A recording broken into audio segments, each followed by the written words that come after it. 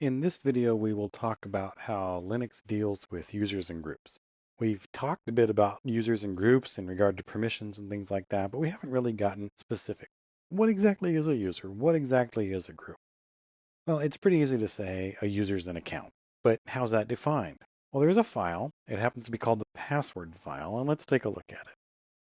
Now, first, note the spelling of password for the password file. It's in the etc directory, etc, which is where a lot of configuration stuff is stored. If we look at the permissions on this, we see that root has permission to modify it, but everybody else has permission to look at it. And that's because this is where all the accounts are defined. So if we are going to know anything about other accounts, we need to be able to read this file. It's called the password file because once upon a time, all the encrypted passwords for a user were also stored in this file. But because the file has to be readable by everyone, it turned into a bit of a security problem as computers got faster and faster and faster. It used to be good enough that the passwords were encrypted, and it didn't matter that people could see the encrypted password. But as time went on and computers got more powerful, it became a fairly easy task either to decrypt the password or just brute force guess the password. Now the passwords are stored in another file that is only accessible by root. And we'll talk about that in a minute. I'm going to use a command called grep, which is basically a search command. It lets me search for things in a file. And I'm just going to look for the string Jeff in that file. I'm going to pull up my account information. Here is my line in that file. There's one line for every user and a few things to see. You can see that it's got several fields and it's delimited by colons, the full colon.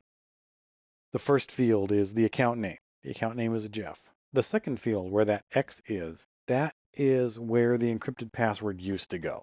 Now it is stored in a separate file, and there's just a placeholder there. The third field is the user ID number.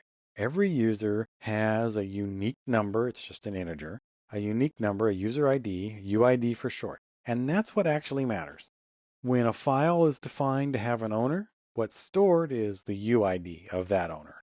Same thing with a process. When a process is owned by a certain user, it's the UID that is associated with that.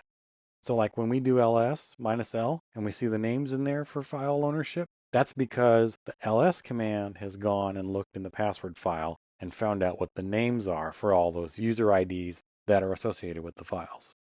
The next column is the group ID, the GID for short. This is the primary group that a user is a member of. You can be a member of multiple groups, but whatever is specified here will be the default group for any new files or any new directories you create and that sort of thing. The next field, sometimes called the comment field, it's the user's full name and potentially some other information, and that's why the commas are there, because they're there for the other information, which isn't defined in my case. The next field specifies the home directory, /home/Jeff is my home directory. And finally, we see the shell of the user. In my case, it says the shell to use is /bin/bash. What that applies to is when any user logs in, the system looks at that last column and runs that program as the final thing when the user logs in. And that defines what the user does when logged in. In most cases, it's a shell like bash. Or, let's take a look at the file. We see a lot of different users are defined in here. And if you look at that far in, you'll notice a lot have defined a shell of user sbin no login, and a lot have defined a shell of bin false. Now, what's up with that? Turns out that both of these are a way to make an account that can own files, that can run processes, but can't be used to log on. Both those commands, no login and false, you run them and they immediately exit with an error. So even if you could log into them, you can't do anything. Let's just take a look at the man pages here. So if we look at the man page for no login, we see it displays a message that an account is not available and exits non-zero. It is intended as a replacement shell for accounts that have been disabled. False is very similar, except that false doesn't actually display anything. It just exits with a status of failure. So both of those basically say go away. Now you might guess if there's a command called false, maybe there's a command called true, and it is true. There is a command called true, and true does exactly the same thing, except it returns with a true exit value. So anyway, that's the password file. There's an entry there for every user known to the system. Some of those users might be people.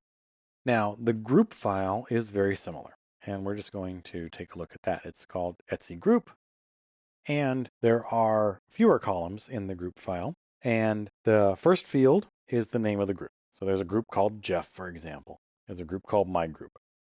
There are various groups, again, for systems stuff.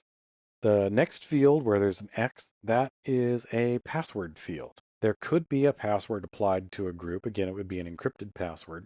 This isn't used very much, so most of the time, almost 100% of the time, you're going to see an X there.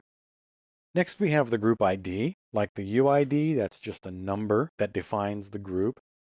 It's what's stored in a file or in a directory's permissions, etc.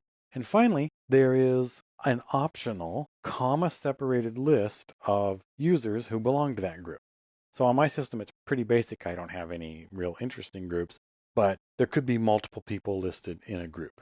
So for example, if you had a group called Stooges and you had 3 users called Larry, Moe, and Curly that were members of that group, what you'd see there in that last field is Larry, Moe, Curly. And any of those would have access to anything that was usable by the Stooges group.